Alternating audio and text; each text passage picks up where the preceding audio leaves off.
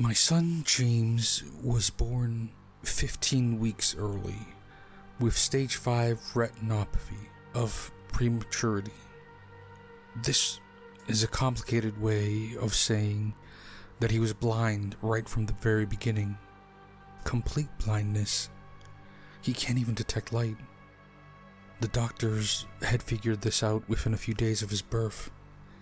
They thought I might take it badly, but the truth is, I was so ecstatic with how the doctor began the sentence that it seemed like a very minor issue. Your son is gonna be okay. But I wasn't concerned with the but, not in the slightest. Up until that point, it was questionable if James was going to survive at all. My son would live. He was breathing fine, all organs in working order. He would have a normal life, but he couldn't see. I actually felt blessed. Blind people, of course, live long, productive lives, and most importantly, they live. I have to admit, I didn't know much about how to raise a blind child. I didn't do as much research as I should have. For example, I've been told that I should have positively discussed his blindness from the very beginning. I should have said things like, remember, James, because you can't see, you're gonna have to try things a little slower, okay? I should have made him understand that he's missing a sense that most people have, but that it's okay. He can still find other ways to do things. I ignored the issue. I tried too hard to shelter him from it. I would think back to how delicate he looked the day he was born. So tiny. Like he was barely clinging to life. How the doctors told me, we'll try our best that day. But I could see the doubt in their eyes. I was still just so happy that James was with me, that I couldn't bear telling him that he was different. Couldn't bear disappointing him. To explain that he's missing something very important. It's not that I kept James as a social recluse, locked up in his bedroom or anything crazy like that. We would always go out to parks and beaches. Family was always over and interacting with James. They knew not to discuss the blindness issue. However, as best I could, I was trying to give James a normal childhood. James is now 5 years old, and just yesterday, after all this time, the issue was finally brought up. I thought I'd done such a great job of sheltering him, of hiding his blindness from him. I thought he didn't know he was any different than most people. But then last night, just before his bedtime, James walked over and hugged me. I could tell he was very upset about something. He began sobbing into my shoulder. After a moment, I quietly asked him, "What's the matter, James?" He sniffled, then barely choked out, "Dad?" He sniffled again, and then, in between sobs and tears, he said, "Am I ever going to be able to see?" I was taken completely aback. I hadn't ever even rehearsed in my head what to say in the situation. I had thought this talk would be at least a year away. I didn't know what to do. Stuck on my heels, I responded the only way I knew how at that point. Something I had avoided for so long. The truth. "No, James," I said. "The doctor says you will never be able to see." He cried in my arms for another minute or so, and then finally said, "Can you just take me to Baghdad?" I agreed to, I lay him in his bed and told him, "Wait here just a minute.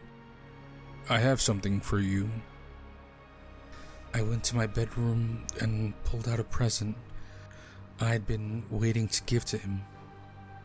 I went back into his bedroom and handed it over. "What is it?" he asked. "It's a pendant," I told him. "You wear it around your neck if you want. Here." Gently, I took his hand. "Do you feel the bumps? What are they?" "Yes, it's called Braille. You'll be able to use it to read things and to count. Go on, feel them. What shape does it make?" "Don't know." He looked perplexed. "It's in the shape of a heart. It means that I love you very much, that there are many people who love you. So someone will always be here to help you and protect you. So whenever you're sad, just hold on to that pendant and think of us, okay?" He smiled. "Also," I continued, "there are lots and lots of people in the world who can't see, just like you. And there are plenty of things they learn which make their lives easier and more comfortable. But things like Braille, you're gonna start learning some of these new things right away, okay?" When I left his room, he looked in my general direction. He said in a much more upbeat voice than before, "Good night, Dad." "Good night, James. I'll see you in the morning." I left his room, walked down the hall, and got into bed. And I'd be lying if I said I didn't feel a couple of tears stream down my face. James seemed fine when he got up this morning. He went about his day as usual. After breakfast, he was sitting on the couch, listening to his favorite shows. I went upstairs to his bedroom and went through my usual routine of making his bed, gathering laundry, etc. And then I noticed that the air vent cover seemed different, as though it had been taken off and hastily put back on. Had James been messing around at night? I decided to pull off the cover and look inside, and there it was. A brown case, approximately 8 by 12 inches. It was about 4 inches thick, with a small black handle on top.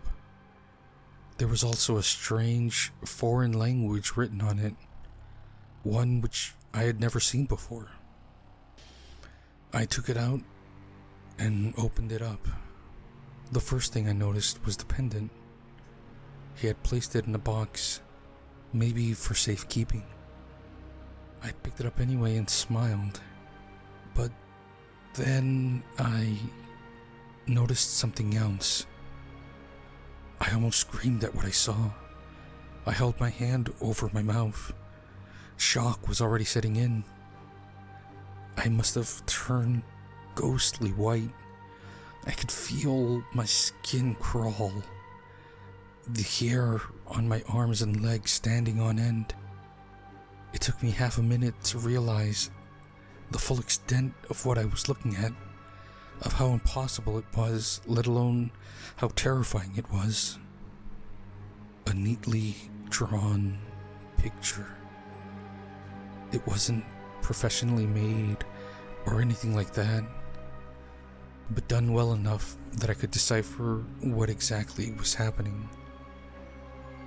James was in it. It looked just like him. He was wearing the pendant that I had given him last night, one hand feeling the Braille heart on his pendant. In his other hand was a large knife. And on the ground was me. Clearly me. Sliced. Covered in blood. Dead. Daddy," I heard from just outside the doorway.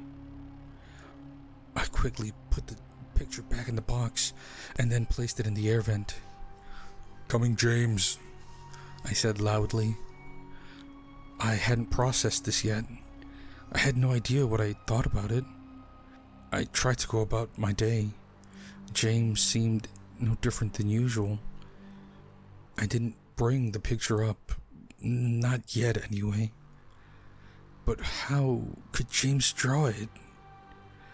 The picture had far too much detail for someone who's been blind his whole life. The dead person on the ground looked just like me, and he's never even seen me before. He's never seen anything before. I remember watching James playing with his toys. Can he actually see? Is he just faking it? How is this possible? How could a 5-year-old who was born without sight somehow gain his vision back while continuing to fake his blindness? What would he have to gain by faking it?